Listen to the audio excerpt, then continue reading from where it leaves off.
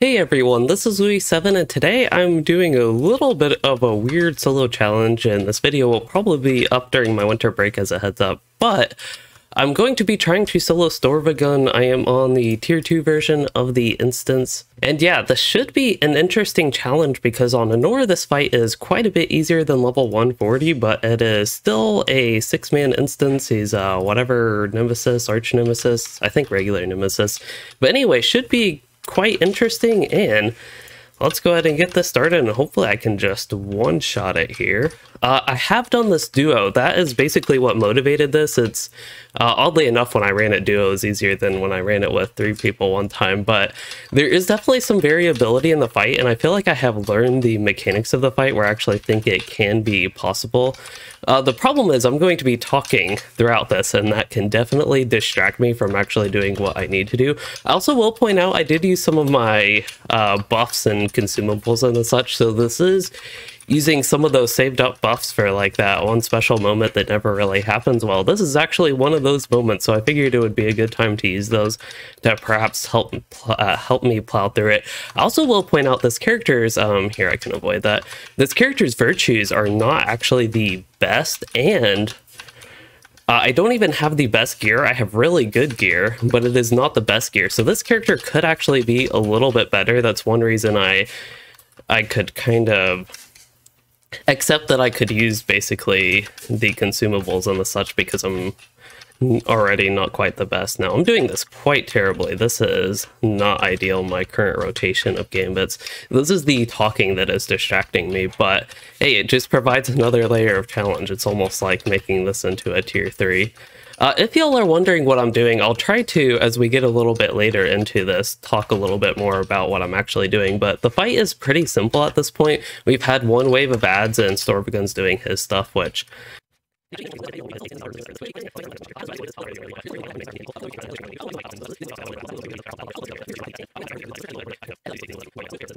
I am about to totally wipe this.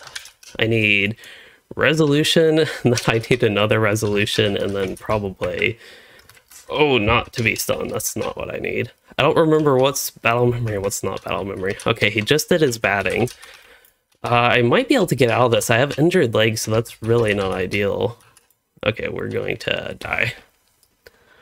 Alright, so the last run got a little bit rough, especially towards the end. It also looks like I didn't even use both of the things. I think I'm capped, or either, yeah, probably very close to cap for this spec on mastery, but I can still use the scrolls and get benefit out of them. Also hope token, it looks like. And another bad thing is that I actually ran out of potions, so let me see if I can fix that. Yeah, with this server and the like 2 people that play here, there are no potions on the auction hall, so I will have to try to do this without potions. Last time I did, the one time I did successfully do this, did have to use potions quite a bit. Okay, let's just start the fight. The first phase doesn't really matter too much. It's when the first set of ads come out that I have to actually pay some attention. Here I might as well just stack on some damage to start the fight, and then I can work through my defensive chain, and then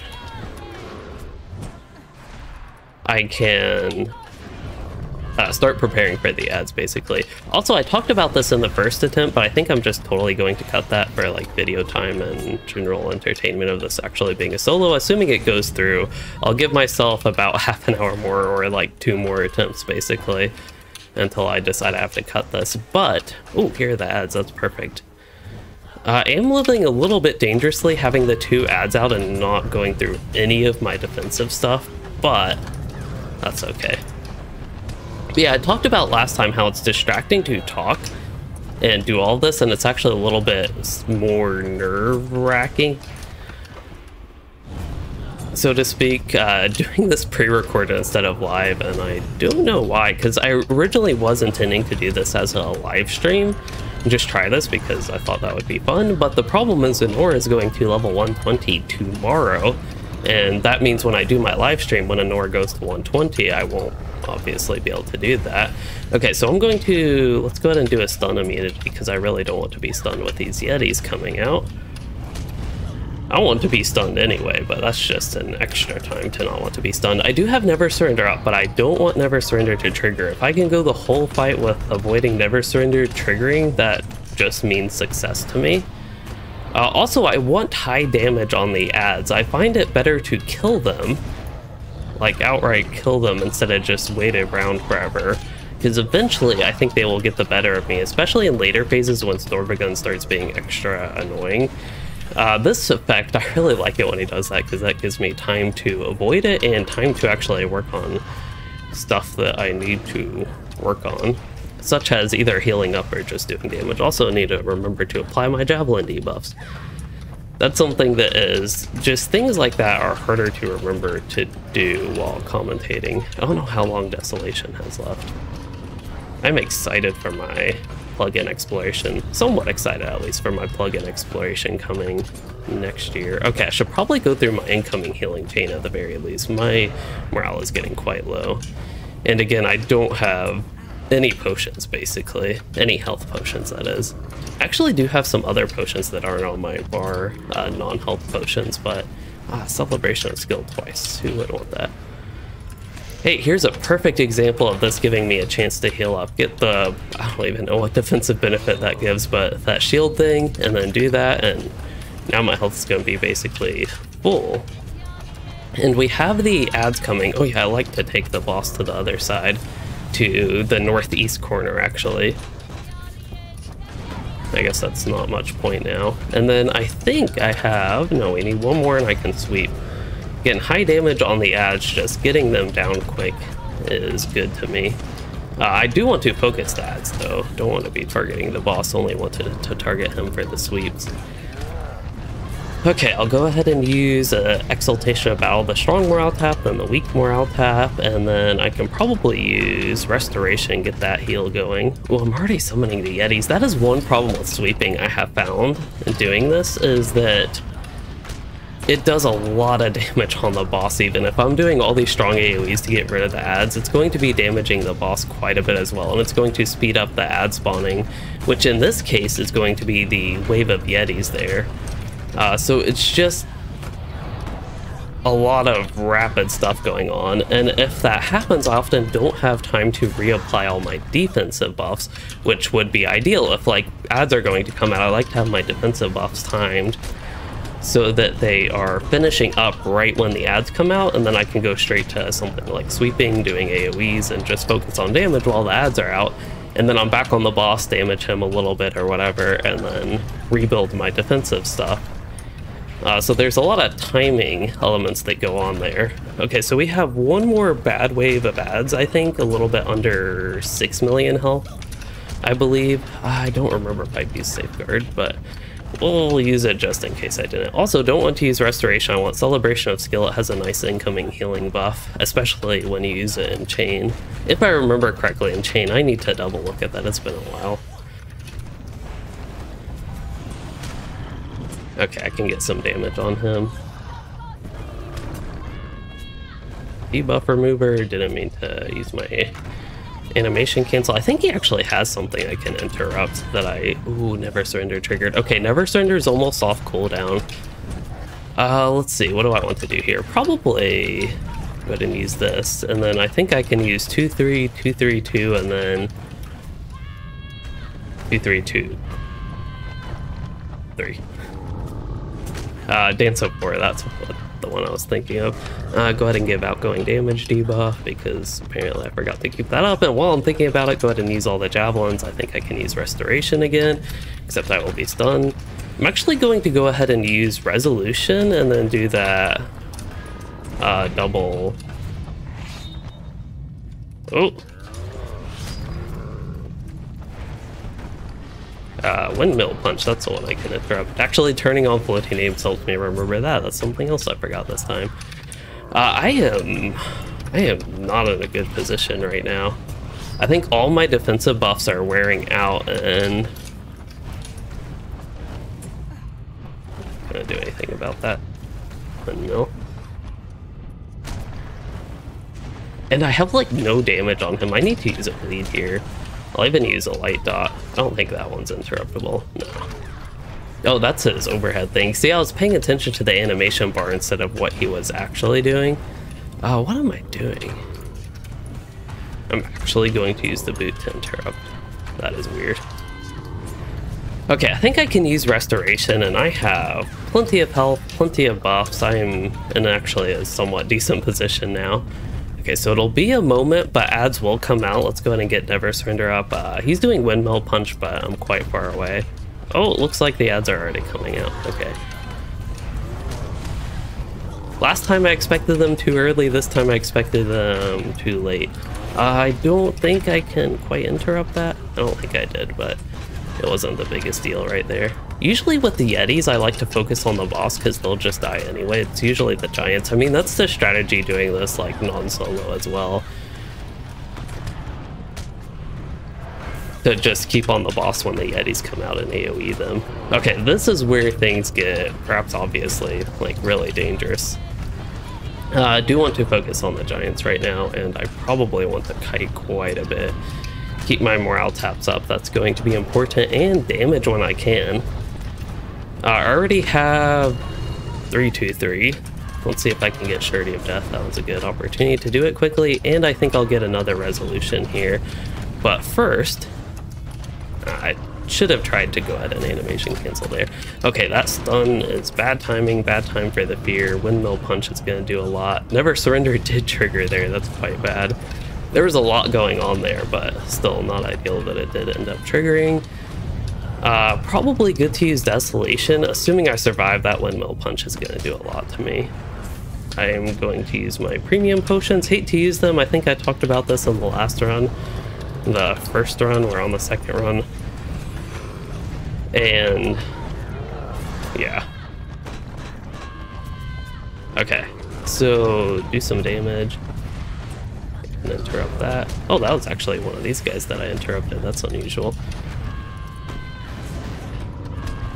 Oh, he's doing his thing. I can hardly see that right now. Go ahead and use AoE Morale Tap. I really need to get my defensive buffs back up. That's the thing, Warden gets really squishy when you don't have all those buffs up. It takes a long time to get the buffs up. You have to do a great job maintaining them. And at that point, you're a somewhat decent tank. But you have to spend a whole bunch of time in the fight doing that instead of doing other useful things. And even then, you lack like strong cooldowns. Currently, I lack potions as well. Okay, so I used the last one, and then I used Dance of War, and now I can just go these two. I'm going to go ahead and put some damage on him. He's actually getting pretty low. When we get down to like 2.6-ish thousand, he will phase, and then we'll get a bunch of Yetis for the last big wave of ads. There might be another wave of ads before that, though. I don't 100% remember. And during that last phase, it's going to be a little bit challenging. Oh no, my health is low. I'm going to use the bubble potion. I really don't like doing that, but... Okay, good. He's doing something I can interrupt. Get some morale taps, get my health up. I'd really, when he gets to like, really close to that 2 point, I think it's around 6k. I'd really like to have all my defensive buffs up right then. I'd also not mind having the sweepable bleeds up on him right at that point. I'm actually feeling good about this run right now. I just need a little bit of a warm-up today to get to this point, it seems. Okay, so I can do this, I can do that.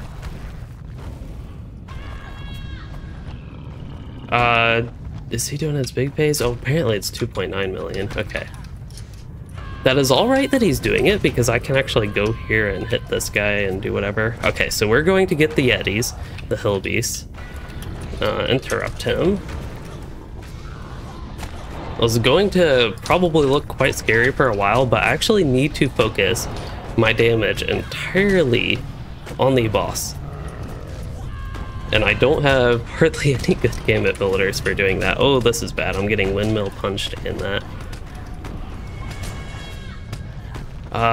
Okay, I think it will be time to use Resolution and then just go ahead and set another one up. Resolution's basically my big heal. I have a big heal banked up. As long as these Hillbees stay alive, it's actually a good thing because I can use that. And if they die, they respawn anyway. That's like the big point in not killing them, even when you're running this regularly. They just respawn if they die. Okay, we'll get some bleeds and I can sweep those for some good damage. I think we're actually at a point he's going to windmill punch me, but that is good because that's a knockback, and a knockback means he's not attacking me if he's not a melee. So we're having some of these hill beasts respawn. It's nice to have them back for more morale taps, and I have a never surrender. That's actually really nice here. Surety of death I'm thinking next, and then brink of victory. Ooh, won't be able to interrupt that. Oh, I don't have resolution saved up. Ooh. Can't get caught being not careful enough at this point in the fight. I did not mean to use that second resolution, but it will heal me up. Okay, I'm going to be safe. It's going to take a moment, but at this point in the fight, I think it's better to be safe, even though I think I could, at this point, full focus on the boss. I should have potency built up. That was a really long stun. Alright, here we go.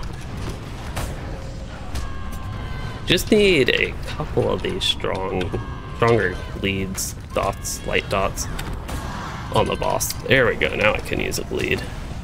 Actually, I probably could have swept that. That would have been a better use of the Gamut Masteries, but oh well. Alright, the boss is going to be ticking away. I just want to stay alive, so I'm going to resolution spam. Which is apparently really needed. There we go, we got it. Whew. So that is the second time that I have soloed Storvagun.